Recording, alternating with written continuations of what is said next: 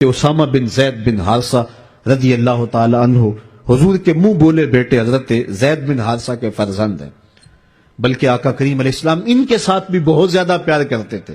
ایک دن حضرت اسامہ کی ناک بہ رہی ہے تو حضور علیہ السلام جو ہے ناک صاف کرنے کے لیے ہاتھ آگے بڑھایا تو حضرت عائشہ رضی اللہ تعالی عنہ نے کہا کہ حضور میں ناک صاف کر دیتی ہوں، تو حضور نے فرمایا عائشہ اسامہ سے میں بھی پیار کرتا ہوں، تو بھی اس سے پیار کیا کر۔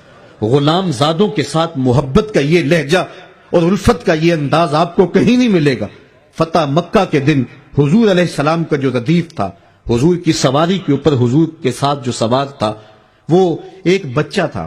تاریخ سے پوچھیے حضور کا نواسا تھا، جواب نفی میں ملے گا۔ کسی قریشی سردار کا بیٹا تھا، جواب نفی میں ملے گا۔ کسی انصاری سردار کا بیٹا تھا، جواب نفی میں ملے گا۔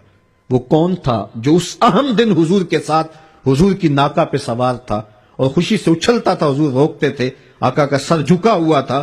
تاریخ کا جواب یہ ہے کہ وہ حضور کے منہ بولے بیٹے حضرت زید بن حارثہ کا بیٹا اسامہ بن زید تھا۔ دنیا کو بتایا کہ محمد عربی گروہوں کو اٹھانے آئے ہیں اور غلاموں کو عزت دینے آئے ہیں۔ ایک غلام کو اپنے ساتھ ناکہ پہ بٹھایا ہے اور دوسرے غلام کو کعبہ کی چھت پہ چڑھا دیا، کہا بلال یہاں کھڑے ہو کر کے اذان پڑھو۔ محبتوں کا یہ انداز آپ کو کہیں نہیں ملے گا۔ جب اسلام کا نور چمکتا ہے، اجالے پھیلتے ہیں، تو ایک کالے رنگ کا غلام جس کا نام بھی اسود ہے، اسود ویسے بھی کالے کو کہتے ہیں، اس کا نام بھی اسود ہے، حضور کی بارگاہ میں حاضر ہوتا ہے اور کہتا ہے حضور اگر میں اسلام لاؤں تو مجھے کیا ملے گا؟ وعدہ جنت بھی دیا جا سکتا تھا، دوزخ سے نجات کا پروانہ بھی ہاتھ میں تھمایا جا سکتا تھا، لیکن حکیم نبی کیا جواب دے رہے ہیں؟ حضور علیہ السلام اس کو کیا ارشاد کر رہے ہیں؟ وہ عرب کا سب سے کالے رنگ کا شخص جو ذات کا بھی غلام ہے، کوئی پاس بٹھانے کے لیے تیار بھی نہیں ہے، اسلام کے اجالوں میں، اسلام کی روشنیوں میں زندگی ڈھونڈتا ہوا حضور کی دہلیز تک جب پہنچتا ہے اور پوچھتا ہے حضور اگر میں اسلام لاؤں تو مجھے کیا ملے گا؟ تو آقا کریم نے فرمایا جو ابو بکر و عمر کو ملا ہے وہی تجھے ملے گا۔ جس صف میں وہ کھڑے ہوتے ہیں اسی صف میں تو کھڑا ہوگا، اور اگر تو پہلے آئے اور وہ بعد میں آ جائیں اور تو پہلی صف میں کھڑا ہو جائے، کوئی طاقت نہیں جو تجھے کھینچ کے پیچھے کر لے۔ اس نے کہا اسلام مجھے یہ عزت دیتا ہے؟ کہا ہاں یہ اسلام کا مزاج ہے۔ اس نے کہا پھر گواہ ہو جائیے میں آپ کا غلام بنتا ہوں۔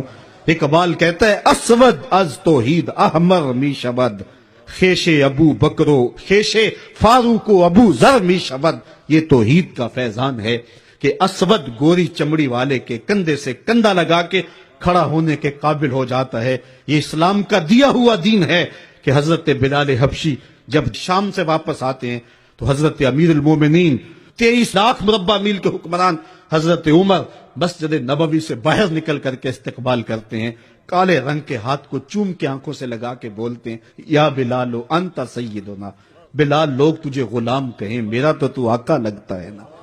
یہ وہ فیضان تھا کہ حضور علیہ السلام نے گرے ہوئوں کو اٹھا کر کے اوج ثریا کی بلندیوں تک پہنچایا۔